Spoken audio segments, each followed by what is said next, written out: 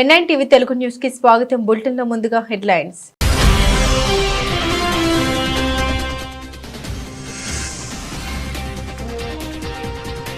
Trump శాంతి ప్రణాళికకు Putin green signal, Ukraine కు హెచ్చరిక.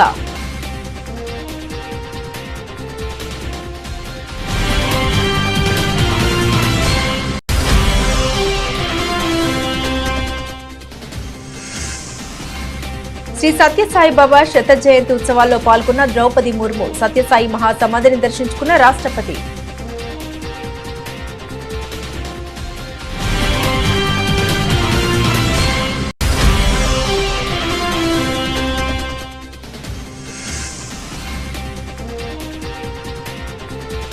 హిందువులు లేకుంటే ప్రపంచమే ఉండదు, మోహన్ భాగవత్ సంచలన వ్యాఖ్యలు.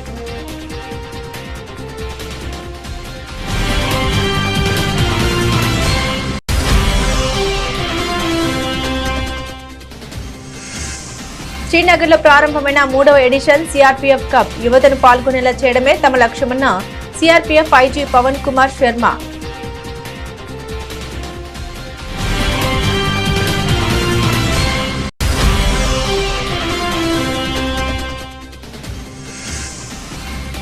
నేషనల్ స్పోర్ట్స్ మీట్ 2025లో ఓవరాల్ ఛాంపియన్షిప్ ను సాధించిన తెలంగాణ విద్యార్థులు అభినందించిన ముఖ్యమంత్రి రేవంత్ రెడ్డి.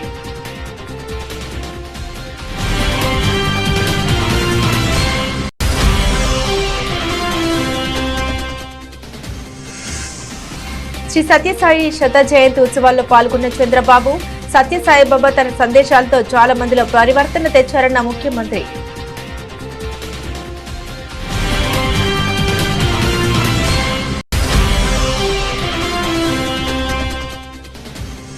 హెచ్ఏఎల్టీపీ పాలసీని రాష్ట్ర ప్రభుత్వం తక్షణమే ఉపసంహరించుకోవాలి, లేకపోతే ప్రజల పక్షాన బీఆర్ఎస్ న్యాయ పోరాటం చేస్తుంది. కేటీఆర్ తీవ్ర హెచ్చరిక.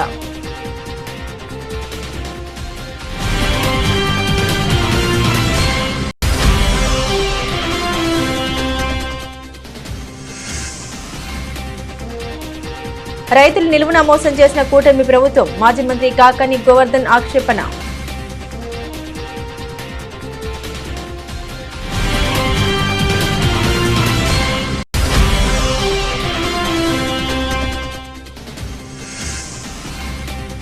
రాష్ట్ర అభివృద్ధిలో కార్పొరేట్ కంపెనీల ప్రతినిధులు భాగస్వాములు కావాలి, పిలుపునిచ్చిన deputy CM Mallu Bhatti Vikramarka.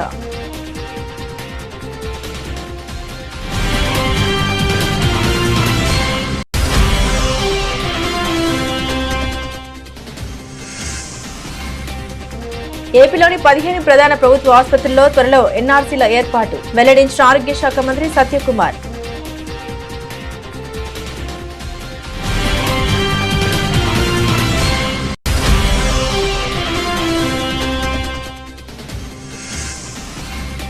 Australian open ఫైనల్లోకి లక్ష్య సేన్, చైనీస్ తైపీ ప్లేయర్పై సెమీస్లో విజయం.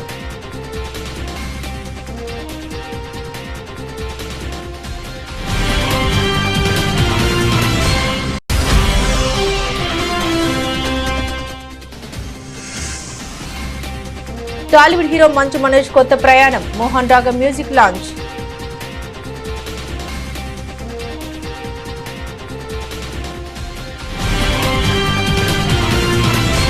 రష్యా ఉక్రెయిన్ యుద్ధం ముగింపు దిశగా కీలక పరిణామం చోటు చేసుకుంది. అమెరికా అధ్యక్షుడు డొనాల్డ్ ట్రంప్ ప్రతిపాదించిన 28 అంశాల శాంతి ప్రణాళికకు రష్యా అధ్యక్షుడు వ్లాదిమిర్ పుతిన్ సూత్రప్రాయంగా అంగీకారం తెలిపారు. 2022 నుండి కొనసాగుతున్న ఈ భీకర యుద్ధానికి ఒక తుది పరిష్కారం కనుగొనడానికి ఈ ప్రణాళికను ప్రాతిపదికగా తీసుకొచ్చామని ఆయన శుక్రవారం వ్యాఖ్యానించారు. టెలివిజన్లో చేసిన ప్రసంగంలో పుతిన్ ఈ విషయం వెల్లడించారు. అమెరికా నుండి తమకు ప్రతిపాదన అందిన విషయాన్ని ధృవీకరించారు.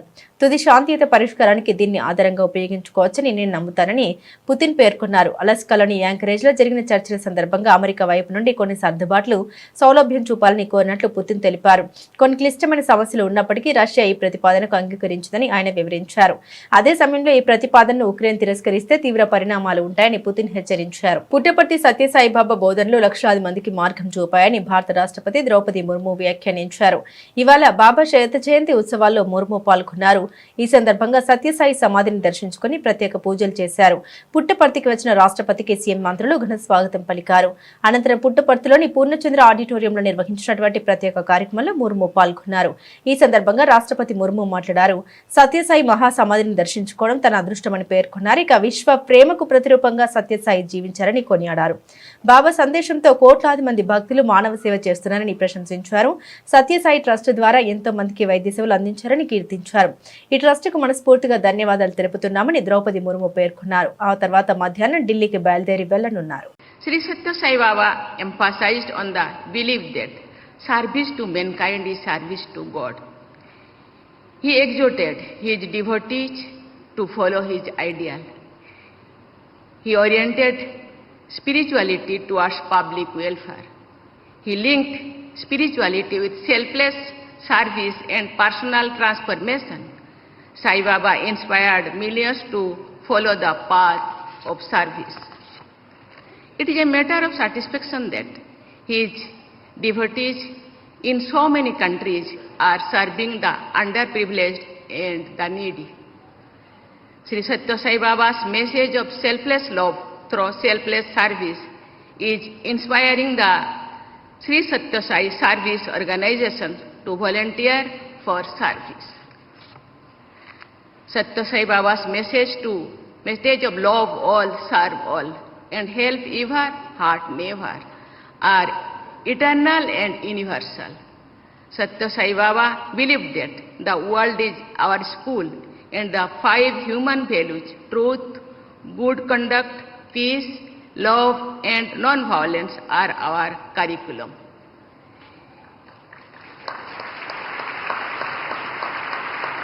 His teachings on human values are timeless, resonating across all cultures and countries and all eras. Rashtriya స్వయం సేవక్ సంఘ్ చీఫ్ మోహన్ భాగవత్ హిందూ సమాజంపై కీలక వ్యాఖ్యలు చేశారు. హిందువులు లేకపోతే ఈ ప్రపంచమే అంతరించిపోతుందని, ప్రపంచ మనుగడకు హిందూ సమాజమే కేంద్రమని ఆయన స్పష్టం చేశారు. మణిపూర్లో పర్యటిస్తున్న ఆయన ఆ సభలో మాట్లాడారు. ఈ వ్యాఖ్యలు చేశారు. గ్రీస్, యునాన్, ఈజిప్ట్, మిస్ర్, రోమ్ వంటి గొప్ప నాగరికతలు కాలగర్భంలో కలిసిపోయాయని, కానీ భారత నాగరికత మాత్రం ఇప్పటికీ నిలిచి ఉందని మోహన్ భాగవత్ గుర్తు చేశారు. ప్రపంచంలోని ప్రతి దేశం ఎన్నో రకాల పరిస్థితులను చూసింది, కానీ మన నాగరికతలో ఏదో ప్రత్యేకత ఉంది. అందుకే మనం ఇంకా ఇక్కడే ఉన్నాం. హిందూ సమాజం అమరమైనదని ఆయన వివరించారు. భారత్ అనేది ఒక అమర నాగరికతకు పేరు అని పేర్కొన్న భాగవత్ ప్రపంచ ధర్మాన్ని కాపాడే సంరక్షకులుగా హిందూ సమాజాన్ని అభివర్ణించారు. परिस्थिति का विचार तो सबको करना पड़ता है, लेकिन आप देखो परिस्थिति आती है और जाती है. देखो दुनिया में सब देशों पर तरह तरह की परिस्थिति आई गई, कुछ देश उसमें समाप्त हो गए. यूनान, मिस्र, रोमा सब मिट गए जहां से. कुछ बात है कि हस्ती मिटती नहीं हमारी. तो भारत ये एक अमर समाज, अमर सिविलाइजेशन का नाम है. बाकी सब आए, चमके, चले गए, लेकिन इन सब के उदय और अस्त हम नहीं देखे और हम अभी भी है और रहेंगे, क्योंकि एक बेसिक नेटवर्क ऐसा हमने बनाया है अपने समाज का. उसके चलते हिंदू समाज रहेगा. हिंदू नहीं रहेगा तो दुनिया नहीं रहेगी, क्योंकि ये जो धर्म नाम की चीज है जिसका मैंने उल्लेख किया, समय समय पर उसको जीकर दुनिया को देना ये हिंदू समाज ही करेगा. उसका ये ईश्वर प्रदत्त कर्तव्य है. జమ్మూ అండ్ కాశ్మీర్లోని శ్రీనగర్లో 3వ ఎడిషన్ సిఆర్పీఎఫ్ కప్ ప్రారంభమైంది. లోయ అంతటా ఉన్న యువ క్రికెటర్లను ఒక చోట చేర్చింది. ఈ టోర్నమెంట్ను సీనియర్ సిఆర్పీఎఫ్ అధికారుల సమక్షంలో CRPF Srinagar sector IG Pavan Kumar Sharma ప్రారంభించారు. ఈ సందర్భంగా ఆయన మాట్లాడారు. తాము 2023 నుండి నవంబర్ మరియు డిసెంబర్లో ఈ క్రికెట్ టోర్నమెంట్ క్రమం తప్పకుండా నిర్వహిస్తున్నామని వెల్లడించారు. తమ అధికార పరిధిలోని 3 జిల్లాలు శ్రీనగర్, బుడ్గాం మరియు గండర్బాల్ నుండి యువతను పాల్గొనేలా చేయడమే తమ లక్ష్యమని స్పష్టం చేశారు. గత 3 సంవత్సరాలుగా భాగస్వామ్యం గణనీయంగా పెరిగిందని పవన్ కుమార్ శర్మ పేర్కొన్నారు. सीआरपीएफ का थर्ड क्रिकेट जो क्लब क्रिकेट हम जो टूर्नामेंट कराते हैं 2023 से जो है हम लगातार ये टूर्नामेंट नवंबर और दिसंबर महीने में कराते हैं. इसमें हमारा मकसद ये रहता है कि 3 जो डिस्ट्रिक्ट है हमारे जो ऑफ ज्यूरिसडिक्शन में है, जिसमें श्रीनगर है, बडगाम है और गंदरबल है, इनकी टीमों को हम जो है पार्टिसिपेट करते हैं। पिछले 3 सालों में काफ़ी यहाँ इसमें उत्साह लोगों का बढ़ा है इस क्रिकेट टूर्नामेंट में। इस बार भी हमारे पास में करीब 123 टीमों के नॉमिनेशन आए थे, लेकिन सबको हमारे को अकोमोडेट करना पिछले नियमित टाइम में उसमें पॉसिबल नहीं था। तो इस वजह से हमने इनका सबका ड्रॉ निकाल के और 16 टीमें हमने सेलेक्ट की है और वो 16 टीमों का टूर्नामेंट आज 22 तारीख से शुरू होकर और 28 तारीख तक चलेगा। इसमें हम लोगों के साथ में एसोसिएशन जो रहा है Jammu and Kashmir cricket association का, उसमें हमें जितने भी ग्राउंड्स जो उन्होंने हमें मुहैया करवाए हैं कश्मीर यूनिवर्सिटी की तरफ से मुहैया करवाया गया है। मकसद हम लोगों का इस टूर्नामेंट के पीछे यही है कि हम मैक्सिमम यहाँ का जो यूथ है उसके साथ जुड़ें। इसी वजह से हमने कुछ एम्बार्गो भी लगाए हैं। इस बार हम लोगों ने इसमें जो बिलो 19 के हैं उसमें प्लेयर्स के इतने बिलो 19 के भी होने चाहिए और बिलो 23 के भी होने चाहिए। तो इस हिसाब से ये टीमें की गई है। कश्मीर में बहुत अच्छा क्रिकेट का रुझान है, लोग बाग बहुत उत्साह के साथ इसे गेम को खेलते हैं और बहुत उत्साह और उनके साथ रहता है। तो इस वजह से हम लोगों का ये प्रयास है कि सब लोगों के साथ में हम जुड़ें और क्रिकेट के बहाने सब लोगों का एक अमन और शांति बराबर यहाँ बने रहे। यही हम लोगों का प्रयास है। Thank you. 4వ EMRS నేషనల్ స్పోర్ట్స్ మీట్ 2025లో ఓవరాల్ ఛాంపియన్షిప్ ను సాధించిన తెలంగాణ విద్యార్థుల్ని ముఖ్యమంత్రి రేవంత్ రెడ్డి అభినందించారు। 4వ EMRS నేషనల్ స్పోర్ట్స్ మీట్ 2025లో రికార్డ్ బ్రేకింగ్ మెడల్స్ తెలంగాణ విద్యార్థులు సాధించారు। Athletics, archery, swimming, gymnastics, boxing, judo, wrestling, weight lifting, taekwondo, yoga, shooting, chess ఇతర ఈవెంట్లలో అన్ని రాష్ట్రాల కంటే అత్యధికంగా 230 పతకాలు సాధించారు। నవంబర్ 15, 2025న ఒడిశా జరిగిన 4వ EMRS నేషనల్ స్పోర్ట్స్ మీట్ 2025 జరిగింది। ఈ పోటీల్లో తెలంగాణలోని 23 EMRS సంస్థలకు చెందిన విద్యార్థులు పాల్గొన్నారు। దేశవ్యాప్తంగా ఈ జాతీయ క్రీడా పోటీల్లో 22 రాష్ట్రాల్లోని 499 EMRS సంస్థలకు చెందిన 5500 మంది విద్యార్థులు పాల్గొన్నారు। మొత్తం 22 ఈవెంట్లలో పోటీలు నిర్వహించగా ఇందులో వ్యక్తిగత ఈవెంట్లు 15, జట్టు ఈవెంట్లు 7 జరిగాయి। తెలంగాణ తరపున ఈ జాతీయ ఈవెంట్లో 23 పాఠశాలకు చెందిన 580 మంది విద్యార్థులు పాల్గొన్నారు। వ్యక్తిగత, జట్టు ఈవెంట్లలో తెలంగాణ విద్యార్థులు అత్యుత్తమ ప్రదర్శించారు। మొత్తం 714 పాయింట్లతో అద్భుతమైన ఛాంపియన్షిప్ ను కైవసం చేసుకున్నారు। ఈ కార్యక్రమంలో పాల్గొన్న మంత్రి అడ్లూరి లక్ష్మణ్, ఉన్నతాధికారులు తదితరులు పాల్గొన్నారు। శ్రీ సత్యసాయి శత జయంతి ఉత్సవాల్లో సీఎం చంద్రబాబు పాల్గొన్నారు। ఈ సందర్భంగా ఆయన మాట్లాడారు। సత్యసాయి బాబా తన సందేశాలతో చాలా మందిలో పరివర్తన తెచ్చారని అన్నారు। నీటి సమస్య లేకుండా అనేక ప్రాజెక్టులు నెలకొల్పారని, ఒక మంచి పని చేస్తున్నామంటే చాలా మంది ముందుకొచ్చి సహాయం చేస్తారన్నారు। విరాళాల రూపంలో వచ్చిన నిధుల్ని ప్రాజెక్టుల నిర్మాణానికి వినియోగించారని, అనేక గ్రామాల్లో లక్షలాది మందికి తాగునీరు అందించిన సత్యసాయి బాబా ఎన్నో వైద్యాలయాలు స్థాపించారని గుర్తు చేశారు। సత్యసాయి ట్రస్టుకు లక్షల మంది వాలంటీర్లు ఉన్నారని, భగవాన్ సాయి సిద్ధాంతం ప్రపంచమంతా వ్యాపించింది। సత్యసాయి ప్రేమ సిద్ధాంతాన్ని మనమంతా అర్థం చేసుకోవాలని సీఎం చంద్రబాబు పేర్కొన్నారు। Honourable president of India Shrimati Droupadi Murmu garu, honourable Ratnakar garu, Sathya Sai Seva trust managing trustee, Shri Lokesh garu, minister for IT and Human Resource Development, All India President Satyasai Seva Organization Nimish Pandey garu, respected sisters, brothers and devotees from India and across the world. It is a matter of deep joy and blessing to stand in the Punya Bhumi of Bhagavan Sri Satya Sai Baba.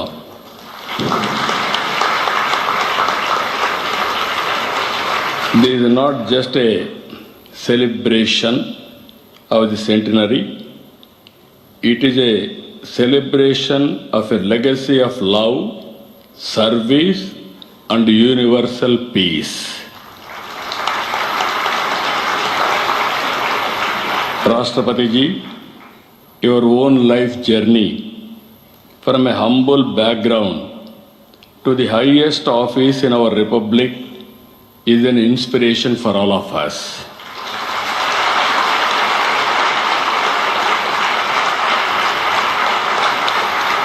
Your presence today greatly honors every devotee gathered here and across the world, here physically, virtually across the world. That is the greatest contribution from your side for global peace. రాష్ట్రంలోని 5 లక్షల కోట్ల విలువైన భూములు కాజేసేందుకు ముఖ్యమంత్రి రేవంత్ రెడ్డి ముఠా కుట్ర చేస్తోందని BRS working president K తారక రామారావు సంచలన ఆరోపణ చేశారు. కాంగ్రెస్ ప్రభుత్వం నూతనంగా తీసుకొచ్చిన Hyderabad industrial lands transformation policy అనేది ఒక పాలసీ కాదని లక్షల కోట్ల భూ కుంభకోణం కోసం రూపొందించిన బ్లూ ప్రింట్ అని విమర్శించారు కేటీఆర్. హైదరాబాద్ తెలంగాణ భవన్లో మీడియా సమావేశంలో కేటీఆర్ మాట్లాడారు. తన సన్నిహిత రాజకీయ మధ్యవర్తులు, బంధువులు, తన అనుకూల రియల్ ఎస్టేట్ గ్రూపులకు అత్యంత విలువైన 9,292 ఎకరాల ప్రభుత్వ భూముల్ని అప్పనంగా అప్పగించేందుకు ముఖ్యమంత్రి ప్లాన్ చేస్తున్నారని విమర్శించారు. మా గవర్నమెంట్లో మేమున్నప్పుడేమో 100% SRO రేట్ చెల్లించాలా ఒరిజినల్ అలాటీ చేతిలో ఉంటే, ఒరిజినల్ అలాటీ చేతిలో కాకుండా ఇంకోరి చేతికి పోతే 200% అని పెడితే, రేవంత్ రెడ్డి ఏమంటున్నాడు, కేవలం అప్లికేషన్ పెట్టుకుంటే వారం రోజులనే పర్మిషన్ ఇస్తారట. ఏది టీఎస్ ఐపాస్ లెక్క. అర్జెంటుగా డబ్బులు కావాలి కాబట్టి, అర్జెంటుగా లూట్ చేయాలి కాబట్టి వారం రోజుల్లో పర్మిషన్, మరొక వారం రోజుల్లో స్పెషల్ సిఎస్ ఆధ్వర్యంలో కమిటీ అప్రూవల్, మరొక వారం రోజుల్లో ఫీజు డిమాండ్ నోటీస్, 45 రోజుల్లో మొత్తం ప్రక్రియ పూర్తి. అన్నింటికి మించిన హైలైట్ ఏంటంటే 100%, 200% నిబంధన మనం పెడితే మన కేసీఆర్ గవర్నమెంట్లో 30% కడితే చాలంట. ఎంత హైలైట్ అంటే 30% చాలంటే, ఏది 30% SRO విలువ. ఉదాహరణకి మీకు ఎగ్జాంపుల్ చెప్తాను. అజామాబాద్లో ప్రస్తుతం SRO విలువ, SRO వాల్యుయేషన్ 32,000 రూపాయలు ఉంది. కానీ అక్కడ మార్కెట్లో 150,000 ఉంటుంది. యాజ్ ఇట్ ఈస్ 5 రెట్ల తేడా ఉంటుంది. బాలానగర్లో 45,000 ఉంది, కానీ బయట మార్కెట్లో 2 లక్షలు ఉంటుంది. జీడిమెట్లలో 32,000, 12,000 నుంచి 32,000 ఉంది. మార్కెట్ వాల్యూ దగ్గర దగ్గర 1,00,000 ఉంది. నాచారంలో 2,300 రూపాయల నుంచి 37,000 దాకా ఉంది. మార్కెట్ వాల్యూ 1,00,000 ఉంది గజం. నేను చెప్పేది చెర్లపల్లిలో 10,000 ఉంది గజం SRO ప్రకారం. మార్కెట్ వాల్యూ కనీసం 75,000-80,000 ఉంటుంది. మల్లాపూర్లో కేవలం 8,400 ఉంది SRO వాల్యుయేషన్. మార్కెట్ వాల్యూ కనీసం 70,000-75,000 ఉంటుంది. ఇప్పుడు వాళ్ళు చెప్పే, రేవంత్ రెడ్డి చెప్పే లెక్క ఏంటంటే, చెర్లపల్లిలో నీకు ఇండస్ట్రీ ఉందనుకో, మార్కెట్ వాల్యూ అక్కడ 1,00,000 ఉన్నప్పటికీ SRO వాల్యూ 10,000 ఉంటే రేవంత్ రెడ్డి గారు ఏమంటున్నారు, మీరు అందులో 3,000 కడితే చాలంట, మీకు ఇచ్చేస్తాం 45 రోజుల్లో. ఇంకా హైలైట్ చెప్తాను మీకు. ఉదాహరణకి అంటే కేసీఆర్ ప్రభుత్వంలో అజామాబాద్లో మీకు ఈ ల్యాండ్ మీకు ఉంటే, మీరు దాన్ని రెగ్యులరైజ్ చేసుకోవాలంటే మీరు 32,000 అక్కడ మార్కెట్ SRO వాల్యూ ఉంటే, మీరు చేతులు కింద మారింటే 64,000 కట్టాలని మనం పెట్టినాం. ఇప్పుడు రేవంత్ రెడ్డి గారు ఏమంటున్నారు తెలుసా, 32,000 వాల్యూ ఉంటే SROది కేవలం 10-11,000 కడితే చాలు, మీకు ఇచ్చేస్తాం, మీరు తీసేసుకోండి. అంటే దీని వెనక ఉన్న కుంభకోణంలో ఇక్కడ మెయిన్ పాయింట్ ఏంటంటే, ఇవాళ ఒక ముఠా తిరుగుతుంది హైదరాబాద్లో. ఆ ముఠా సభ్యులు ఎవరెవరే అంటే ఏవి రెడ్డి, కొండల్ రెడ్డి, తిరుపతి రెడ్డి, కృష్ణారెడ్డి, వీళ్ళెవరో కాదు, అంతా ముఖ్యమంత్రి గారి బిజినెస్ పార్ట్నర్లు, ఆయన కుటుంబ సభ్యులు. మొత్తం అగ్రిమెంట్లు చేసి పెట్టుకున్నారు. ఇవన్నీ మొత్తం ఈ భూములన్నిటికీ అగ్రిమెంట్లు, వెనకాల MOUలు, ఒప్పందాలు అన్నీ కుదుర్చుకున్న తర్వాతనే మళ్ళీ దీని మీద RR ట్యాక్స్ ఉంటుంది. ప్రతి దగ్గర ప్రభుత్వానికి వచ్చేది 30%, మళ్ళీ తర్వాత 60%, 70% రేవంత్ రెడ్డి గారికి, కాంగ్రెస్కు ట్యాక్స్ కట్టాలి, కప్పం కట్టవలసిందే. ఈ లెవెల్లో అంటే ఒక 4-5 లక్షల కోట్ల భూములకు వీళ్ళు పెట్టిన టెండర్ ఇది. కూటమి ప్రభుత్వ పాలనలో సీఎం చంద్రబాబు అన్నదాతల మీద పగబట్టినట్లు వ్యవహరిస్తున్నాడని మాజీ మంత్రి కాకాని గోవర్ధన్ రెడ్డి ఆగ్రహం వ్యక్తం చేశారు. ఎన్నికల ముందు అనేక హామీలిచ్చి తీరా అధికారంలోకి వచ్చిన తర్వాత అన్ని వర్గాలతో పాటు రైతులను కూడా చంద్రబాబు మోసం చేశారని ఆక్షేపించారు. నెల్లూరు వైఎస్ఆర్సీపీ కార్యాలయంలో మీడియాతో మాట్లాడారు. రాష్ట్రంలో రైతుల పరిస్థితి అత్యంత దయనీయంగా తయారైందని, పత్తి, వేరుశనగ, మొక్కజొన్న ఏ పంటకు లేని మద్దతు ధర లేక అన్నదాతలు ఆత్మహత్యకు పాల్పడే దుస్థితి దాపురించిందని మండిపడ్డారు. వైఎస్ జగన్ హయాంలో వ్యవసాయ రంగంలో విప్లవాత్మక సంస్కరణ చేపట్టామన్న ఆయన అన్నదాతలకు అండగా రైతు భరోసా కేంద్రాలు ఏర్పాటు చేసి విత్తనం నుండి విక్రయం వరకు చేయూతనిచ్చామని స్పష్టం చేశారు. ఇప్పటికైనా చంద్రబాబు రైతులకు ఎగ్గొట్టిన పెట్టుబడి సహాయాన్ని అందించడంతో పాటుగా ఈ క్రాప్ ఉచిత పంటల బీమా, ధరల స్థిరీకరణ నిధిని పునరుద్ధరించాలని డిమాండ్ చేశారు. ఎందుకంటే చంద్రబాబు నాయుడు వ్యవసాయం దండగా అని గతంలో ఏ విధంగా అయితే రైతులను అవమానించాడో అదే పందాలో కొనసాగినట్టుగా అంతులేనటువంటి నిర్లక్ష్యం రైతాంగం పట్ల ప్రదర్శిస్తూ ఈరోజు ఏదైతే గతంలో ఉన్నటువంటి వ్యవస్థలు, జగన్మోహన్ రెడ్డి గారు ఏర్పాటు చేసినటువంటి వ్యవస్థలు, రైతులు హర్షించినటువంటి వ్యవస్థలు, గొప్పగా పనిచేసినటువంటి వ్యవస్థలు, వాటన్నిటినీ రద్దు చేస్తూ ఈరోజు అన్నదాతల ఇంట శోకాన్ని మిగిల్చినటువంటి సందర్భాలు ఉన్నాయి. కాబట్టి ఒక పక్క రాష్ట్రంలో వ్యవసాయం చేసేటువంటి రైతు ఏ పంట వేసినా సరే ఈరోజు నష్టాలే తప్ప గిట్టుబాటు ధర, కనీస గిట్టుబాటు ధర లభించేటువంటి పరిస్థితులు లేదు.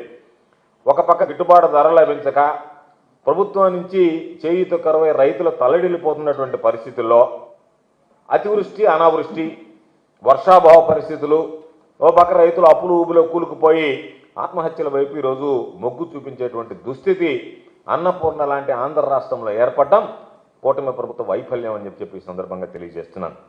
అందుకని ఈరోజు జగన్మోహన్ రెడ్డి గారు ముఖ్యమంత్రిగా ఉన్నప్పుడు అనేక సందర్భాల్లో చెప్పాం, అనేక రకాలైనటువంటి వ్యవసాయానికి సంబంధించి కానీ రైతాంగానికి సంబంధించి కానీ విప్లవాత్మకమైనటువంటి సంస్కరణలు తీసుకొచ్చారు. ఆ సంస్కరణలు రైతులకి మంచి ఫలితాలను ఇచ్చాయి. ఆ వ్యవస్థలన్నింటినీ కూడా ఈరోజు ఒక్కొక్కటిగా చంద్రబాబు నాయుడు జగన్మోహన్ రెడ్డి గారికి ఎక్కడ పేరు వస్తుందో అనేటువంటి ఆలోచనతో వాటన్నిటినీ ఈరోజు అటకెక్కించడానికి చంద్రబాబు నాయుడు ప్రయత్నం చేస్తున్నాడు. ఎన్నో రకాలైనటువంటి హామీలు గుప్పించాడు. ఎన్నికలకు ముందు అనేక రకాలైనటువంటి హామీలు గుప్పించాడు. ఓట్లు దండుకున్నాడు. ఓట్లు దండుకున్న తర్వాత పట్టించుకోకుండా ఈరోజు గాలికి వదిలేశాడు. తుఫాన్లు వచ్చినా, వరదలు వచ్చినా వాటికి సంబంధించినటువంటి సహాయం అందించేటువంటి పరిస్థితి లేదు. గిట్టుబాటు ధరలకు సంబంధించి కానీ కనీస మద్దతు ధర దొరక్క ఈరోజు రైతులు ఇబ్బంది పడుతుంటే ఓ పక్క హామీలు అమలు చేయకుండా, రైతులను ఆదుకోకుండా అన్నదాతలకి గుండె కోత తీరనటువంటి శోకాన్ని ఈ ప్రభుత్వం మిగిల్చేటువంటి పరిస్థితి ఏర్పడింది. మొన్ననే చంద్రబాబు నాయుడు చెప్పాం, మరలా చంద్రబాబు నాయుడుకి ఒకసారి గుర్తు చేస్తున్నా, మొన్న గతంలో జగన్మోహన్ రెడ్డి గారు ఇచ్చినటువంటి పెట్టుబడి సాయం రైతు భరోసాని పేరు మార్చి అన్నదాత సుఖీభవ అని చెప్పి చాలా ఆర్భాటంగా 175 నియోజకవర్గాల్లో 100 మంది ఎమ్మెల్యేలు వెళ్ళి దాన్ని ప్రారంభించనని చెప్పి పురమాయించాడు. చంద్రబాబు నాయుడు తెలుగుదేశం పార్టీ ఎమ్మెల్యేలు పచ్చ కండువాలు వేసుకొని, పాపం ఆకుపచ్చ కండువాలు, పసుపచ్చ కండువ కాదు ఆకుపచ్చ కండువాలు వేసుకుని, అంటే చంద్రబాబు నాయుడు రైతుల్లాగా పాపం ఏదో లెక్చర్లు ఇచ్చాడు, ఏదో ప్రచారం చేసుకున్నాడు. చంద్రబాబు నాయుడు ఉద్దేశం ఏ విధంగా ఉంది అంటే, ఏదైనా చిన్న కార్యక్రమం ఏర్పాటు చేయడం, ఆ రోజు ఒక ఆకుపచ్చ కండువ వేసుకొని రావడం, ఆ ఆకుపచ్చ కండువ వేసుకొని రావడమే నేను రైతులకు ఇచ్చినటువంటి వరం, అది వేసుకోవడమే నేను రైతుల పాలిట ఉన్నానని చెప్పి భావం కలిగించడానికి ప్రయత్నం చేస్తున్నాడు తప్ప రైతులను ఆదుకోవాలన్నటువంటి తపన తాపత్రయం ఎక్కడా కూడా చంద్రబాబు నాయుడికి మచ్చుకు కూడా కనిపించడం లేదు. మేము గతంలో అనేక సందర్భాల్లో మాట్లాడాం, మరలా ఈ రోజు చెప్తున్నాం. రాష్ట్ర అభివృద్ధిలో కార్పొరేట్ కంపెనీల ప్రతినిధులు భాగస్వాములు కావాలని డిప్యూటీ సీఎం మల్లు భట్టి విక్రమార్క పిలుపునిచ్చారు. ప్రజాభవన్లో కార్పొరేట్ సంస్థల ప్రతినిధులతో జరిగిన ప్రత్యేక సమావేశంలో ఆయన మాట్లాడారు. మీ అందరి సహకారంతో తెలంగాణ రైజింగ్ 2047 లక్ష్యం సాధించాల్సి ఉందని పేర్కొన్నారు. దేశంలో అత్యంత వేగంగా అభివృద్ధి చెందుతున్న రాష్ట్రం, ఆర్థిక పరిపుష్టి, సానుకూల వాతావరణం, నిపుణులైన మానవ వనరులతో తెలంగాణ పెట్టుబడులకు స్వర్గధామం అన్నారు. 2047 నాటికి రాష్ట్ర ఆర్థిక వ్యవస్థను $3 లక్షల కోట్ల తీసుకెళ్లాలన్న లక్ష్యంతో తమ సర్కార్ పనిచేస్తోందని తెలిపారు. డెలాయిట్, ఈవై, కేపీఎంజీ, బీసీజీ, పీడబ్ల్యూసీ, జేఎల్ఎల్ తదితర సంస్థల ప్రతినిధులు ఈ సమావేశంలో పాల్గొన్నారు. దేశంలోని అత్యుత్తమ పోలీస్ వ్యవస్థల్లో తెలంగాణ పోలీసు ఒకటని, శాంతి భద్రతలు పూర్తిగా అదుపులో ఉంటాయని ఆయన తెలిపారు. రాష్ట్రంలోని 15 ప్రధాన ప్రభుత్వ ఆసుపత్రుల్లో త్వరలో న్యూట్రిషన్ రిహాబిలిటేషన్ సెంటర్లు ఏర్పాటు చేయనున్నట్లు ఆరోగ్య శాఖ మంత్రి సత్యకుమార్ తెలిపారు. ఈ మేరకు శుక్రవారం ప్రకటన జారీ చేశారు. ఈ కేంద్రాల ద్వారా 5 ఏళ్లలోపు చిన్నారులకు వైద్య, పోషకాహార సేవలు అందుతాయన్నారు. 15 ఎన్ఆర్సీల్లో 11 గిరిజన ప్రాంతాల్లో వస్తాయని పేర్కొన్నారు. వీటన్నింటిలో చిన్నారుల కోసం 115 పడకలు అందుబాటులోకి వస్తాయన్నారు. రాష్ట్రంలో ఇప్పటికే 21 ఎన్ఆర్సీలు ఉన్నాయని, వాటిలో 340 పడకలు అందుబాటులో ఉన్నాయని వివరించారు. గ్రామాల్లోని ఆశా, ఏఎన్ఎంలు అందించే సమాచారంతో పిహెచ్సి వైద్యులు చిన్నారులకు పరీక్షలు నిర్వహించి వారి ఆరోగ్య పరిస్థితిని అంచనా వేసిన తర్వాత ఎన్ఆర్సీ కేంద్రాలకు పంపిస్తారని పేర్కొన్నారు. స్టార్ బ్యాడ్మింటన్ ప్లేయర్ లక్ష్య సెన్ ఆస్ట్రేలియన్ ఓపెనర్ సూపర్ 500 టోర్నీలో ఫైనల్లోకి ప్రవేశించాడు. ప్రపంచంలోని 6వ నెంబర్ ర్యాంకర్ చౌతెన్ చెన్ను సేన్ ఓడించాడు. చైనీస్ తైపీకి చెందిన అతన్ని 17, 21, 24, 22, 21, 16 స్కోర్తో మట్టి కరిపించాడు. 86 నిమిషాల పాటు ఆ సెమీఫైనల్ హోరాహోరీగా సాగింది. ఈ ఏడాది హాంకాంగ్ ఓపెన్ ఫైనల్లోకి కూడా లక్ష్య సెన్ ప్రవేశించిన విషయం తెలిసిందే. అయితే ఈ సీజన్లో ఇంకా అతను టైటిల్ నెగ్గాల్సి ఉంది. ఆదివారం జరిగే ఫైనల్లో యుషి తనకా లేదా లిన్చున్లేతో తలపడే అవకాశం ఉంది. 2021 వరల్డ్ ఛాంపియన్షిప్ లో కాంస్య పథకం గెలిచిన లక్ష్య సేన్ ఆస్ట్రేలియన్ ఓపెన్ సెమీస్ లో తొలి గేమ్ కోల్పోయాడు. అయితే ఆ తర్వాత అతను గట్టిగా పోటీ ఇచ్చాడు. వరుసగా చివరి 2 గేమ్లను గెలుచుకున్నాడు. ఓ గేమ్ లో ఇద్దరు 44 షాట్ ర్యాలీ ఆడారు. నెట్ షాట్స్ శ్రమలతో లక్ష్య సేన్ ఆకట్టుకున్నాడు. టాలీవుడ్ నటుడు మంచు మనోజ్ తన కెరీర్లో కొత్త అధ్యాయాన్ని ఆరంభించారు. ఈసారి సినీ సెట్లో కాదు, సంగీత ప్రపంచంలోకి అడుగుపెట్టారు. ఆయన కొత్త మ్యూజిక్ లేబుల్ మోహన రాగా మ్యూజిక్ శనివారం అధికారికంగా లాంచ్ అయింది. చాలా ఏళ్లుగా తన మనసులో దాగి ఉన్న ఈ కళ నేడు నెరవేరిందని మనోజ్ భావోద్వేగంగా వెల్లడించారు. ట్విట్టర్లో మోహన రాగా మ్యూజిక్ పేరుతో ఓ సరికొత్త సంగీత సంస్థను ప్రారంభించబోతున్నట్లు చెప్పుకొచ్చారు. మంచు మనోజ్ మ్యూజిక్ అంటే తనకు ఎంతో ఇష్టమని, ఈ సంస్థ ద్వారా న్యూ యంగ్ టాలెంట్ ను ప్రోత్సహించనున్నట్లు చెప్పుకొచ్చారు. లోకల్ హార్ట్స్ గ్లోబల్ బీట్ అంటూ క్యాప్షన్ ఇచ్చారు. సంగీతం ఎల్లప్పుడూ నా ఎస్కేప్, నా ఎక్స్ప్రెషన్, నా నిజం. ఈ రోజు ఆ జర్నీ డెవలప్ అవుతోంది. నా కొత్త ప్రపంచ మ్యూజిక్ వెంచర్ ఇంట్రడ్యూస్ చేస్తున్నాను. మోహన రాగా మ్యూజిక్ యంగ్ టాలెంట్ నిర్భయమైన సృజనాత్మకత కోసం నిర్మించామని మంచు మనోజ్ స్పష్టం చేశారు. బులెటిన్ ముగించే ముందు హెడ్లైన్స్ మరోసారి.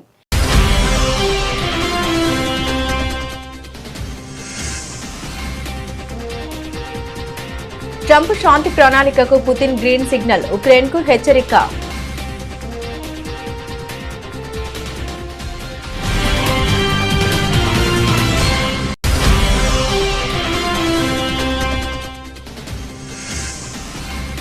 శ్రీ సత్యసాయిబాబా శత జయంతి ఉత్సవాల్లో పాల్గొన్న ద్రౌపది ముర్ము, సత్యసాయి మహాసమాధిని దర్శించుకున్న రాష్ట్రపతి.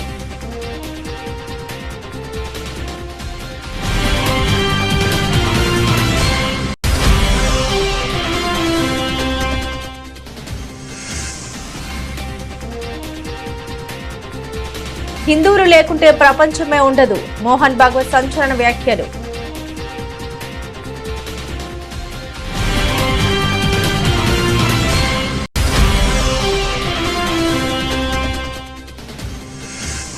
శ్రీనగర్లో ప్రారంభమైన 3వ ఎడిషన్ సిఆర్పీఎఫ్ కప్ యువతను పాల్గొనేలా చేయడమే తమ లక్ష్యమన్న సిఆర్పీఎఫ్ ఐజీ పవన్ కుమార్ శర్మ.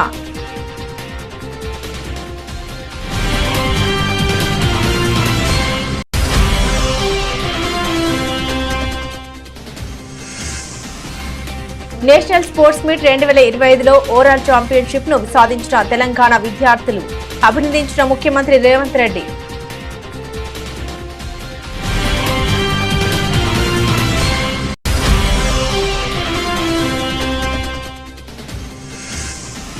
శ్రీ సత్యసాయి శత జయంతి ఉత్సవాల్లో పాల్గొన్న చంద్రబాబు, సత్యసాయిబాబా తన సందేశాలతో చాలా మందిలో పరివర్తన తెచ్చారన్న ముఖ్యమంత్రి.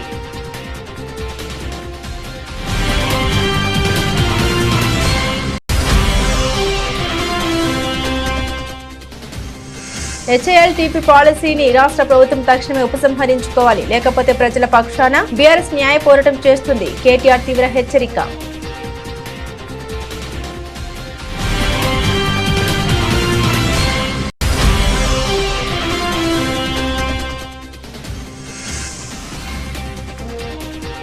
రైతులు నిలువున మోసం చేసిన కూటమి ప్రభుత్వం, మాజీ మంత్రి కాకాని గోవర్ధన్ ఆక్షేపణ.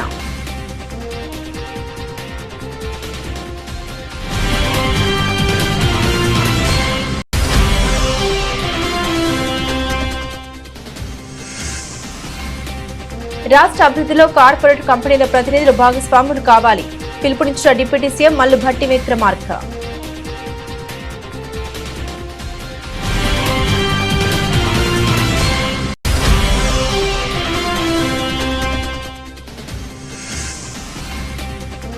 ఏపీలోని 15 ప్రధాన ప్రభుత్వ ఆసుపత్రుల్లో త్వరలో ఎన్ఆర్సీల ఏర్పాటు, వెల్లడించిన ఆరోగ్య శాఖ మంత్రి సత్యకుమార్.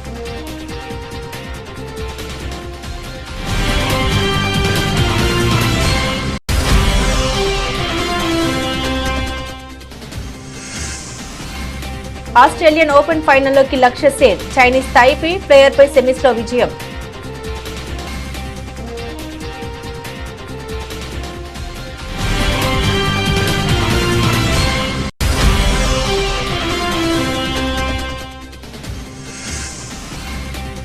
టాలీవుడ్ హీరో మంచు మనోజ్ కొత్త ప్రయాణం, మోహన్ రాగా మ్యూజిక్ లాంచ్.